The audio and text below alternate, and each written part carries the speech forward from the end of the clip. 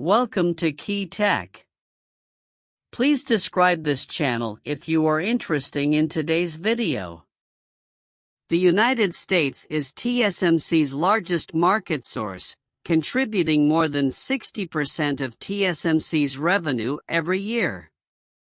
Although China is the world's largest chip consumer market, China only accounts for about 10% of TSMC's revenue share. After losing Huawei, TSMC's revenue from the mainland has become more unstable. However, an important piece of data came out. It is not that TSMC does not look down on the mainland market, but that the chips shipped by TSMC are no longer in the mainland market. For the mainland market, TSMC's attitude seems to be biased towards the United States. When the United States implemented chip rules, TSMC chose to abide by the rules and forgo cooperation with its second-largest customer, Huawei. If it is said that TSMC's compliance with the rules is inseparable from the support of American technology and is a last resort, then a speech by Zhang Zhengmo is enough to explain everything. Zhang Zhengmo expressed his support for the U.S. semiconductor policy towards China. The implication is that the United States agrees to restrict the development of Chinese chips. Zhang Zhengmo's ancestral home is in Ningbo, Zhejiang, and he is essentially in the same line of inheritance as us, but his remark betrays the inheritance, and was commented by netizens as a number of classics forgetting the ancestors. Maybe Zhang Zhengmo is trying to create a good market environment for TSMC, so that the United States can take care of TSMC. Maybe Zhang Zhengmo is because he has joined the American nationality to show his loyalty as an American. But no matter what the reason is, since Zhang Zhengmo chose to side with the United States, no matter how many reasons there are, they are nothing more than excuses. In this case, TSMC has been called U.S. semiconductors. TSMC pins its future hopes on the United States, but the United States may not be able to give TSMC the future it wants, because the United States has given the most subsidy resources to Intel, and only Intel is the child of the United States. TSMC is just helping the United States to improve chips at this stage. Production capacity is just a toolman for developing the chip manufacturing economy. When Intel has the ability to replace TSMC, it will leave TSMC aside at any time. Therefore, TSMC should recognize the reality and who is worth relying on.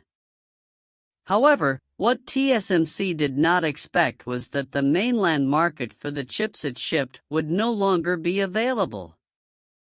According to public data, TSMC's local share of shipments to mainland China and Hong Kong fell by 31.1% year-on-year in February this year, and has declined for 4 consecutive months. Facing the global market, TSMC's local shipments are also not good, with shipments down 17.3% from the same period last year. Important data has been released, and a lot of information can be seen from TSMC's local chip shipment data. On the one hand, TSMC is currently facing an economic recession in the semiconductor industry. Even TSMC, as the world's #1 chip foundry, still delivered poor results despite the continuous influx of high-end chip orders from the United States. On the other hand, these chips are no longer needed in the mainland market, and some mature chips can be manufactured in China, which is reducing the dependence on procurement. The United States does not allow TSMC to manufacture high-end chips for Huawei, and American companies cannot ship high-end chip products at will. However, more than 70% of the demand in the market comes from mature chips, and only a small number of industries need the support of high-end chips.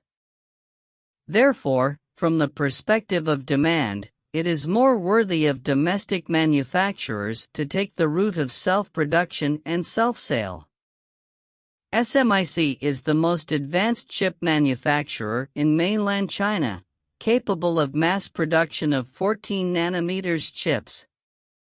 At present, there are one 12-inch fab in Beijing, Shanghai, Shenzhen, and Tianjin, which are used to produce 28 nanometers to 180 nanometers chip products to meet the needs of consumer electronics, Internet of Things, smart cars, and other industries. Therefore, whether TSMC will ship mature chips to the mainland does not actually have much impact. China has already paid attention to the development of the integrated circuit industry, and it is believed that more scientific and technological forces will be invested in the chip field in the future to give enterprises enough support. As for TSMC, if you don't know who your friends are and try to curry favor with the US, you will end up asking for trouble.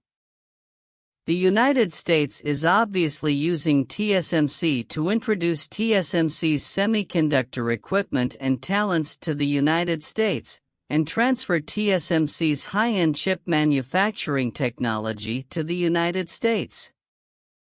In the future, the United States will revive chip localization and consume TSMC's industrial chain resources. It's too late. The market demand in mainland China is huge, and TSMC's local going home is the general trend, and the United States cannot stop it. In this case, TSMC should shift the focus of its layout to avoid being led by the nose by the United States. Senior U.S. officials have already said that TSMC will be destroyed as a last resort to avoid being controlled by others. This means that the situation of TSMC needs to be paid attention to. Not only has it not been recognized by the other party to move closer to the United States, but it is also trying to destroy TSMC. TSMC's best choice at present is to reduce its dependence on the U.S. market, prepare for going home in advance, and plan for the future in the vast mainland market. Otherwise, it will be specially cared for by the United States, and mainland China will no longer want these chips. TSMC really doesn't know what to do. If you agree with the point of view of this video, please like it, welcome to forward, comment and share. Thank you for your watching.